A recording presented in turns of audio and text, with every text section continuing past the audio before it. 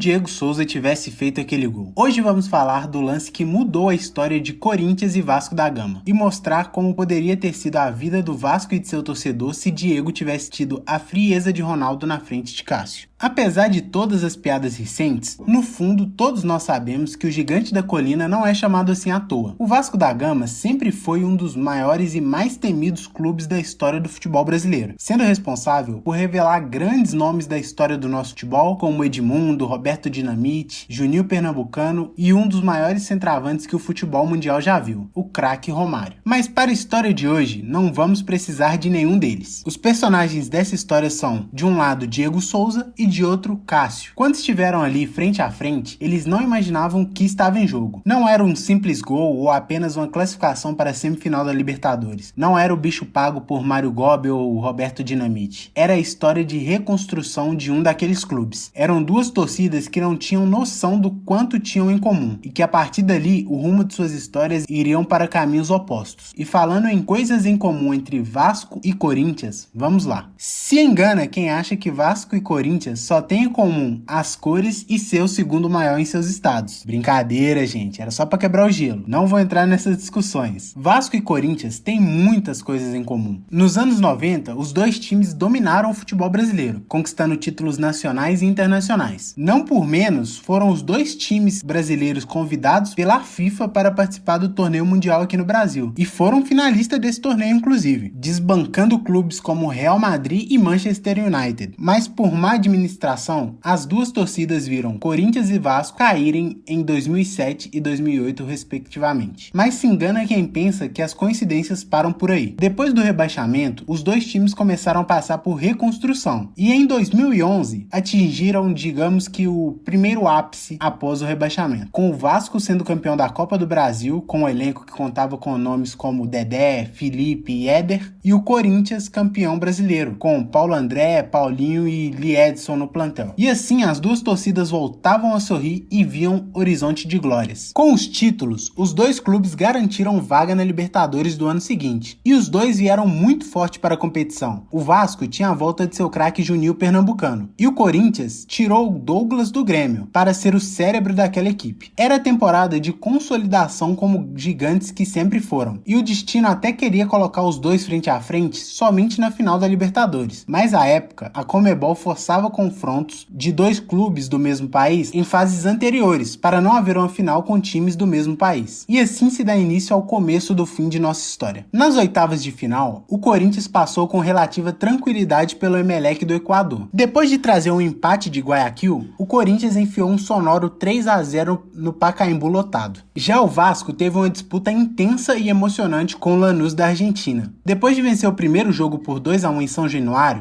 Thiago Feltri, Diego Souza, deixadinho, Alexandro pro Diego, limpou, outro chapéu, que lance!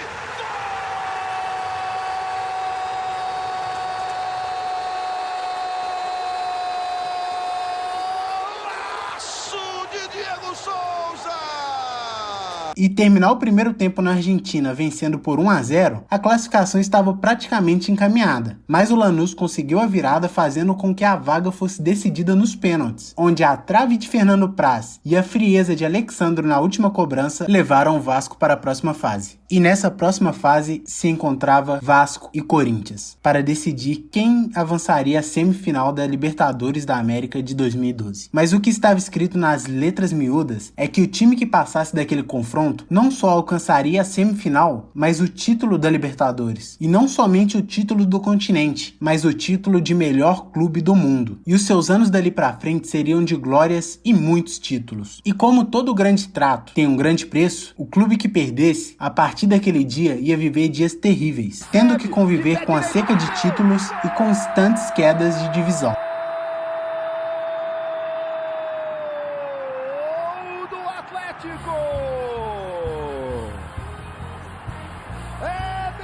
Número 77, faz o quinto, o terceiro dele, o 21º do Furacão, para rebaixar o Vasco.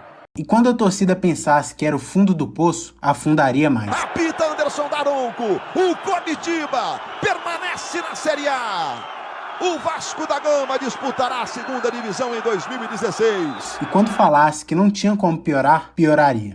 Eu pensei que isto nunca mais me ia acontecer. Pois é, o quarto rebaixamento do Vasco em 12 anos. Quer dizer, matematicamente ainda não caiu, né? Mas é aquela... Mas nem eu acredito, mano. E assim chegamos naquele Diego Souza versus Cássio. Depois de um 0 a 0 no primeiro jogo, aos 17 minutos do segundo tempo, com o placar ainda inalterado, o camisa 10 do Gigante da Colina viu o gigante camisa 24 do Corinthians entre ele e o gol. E Cássio não estava só defendendo o gol que valeria a classificação para a próxima fase. Cássio não estava somente defendendo a chance de conquistar um título inédito para seu time e que acabaria com toda a zoação de seus rivais. Cássio estava defendendo o futuro da sua fiel torcida. E Diego Souza chutou para fora a felicidade do torcedor vascaíno por longos anos. Os dois não sabiam, mas hoje você sabe que esse lance separou dois clubes que eram muito parecidos e que hoje estão cada vez mais distantes. Quem será que vai ser o responsável por quebrar essa maldição no Vasco? 777? Felipe Coutinho?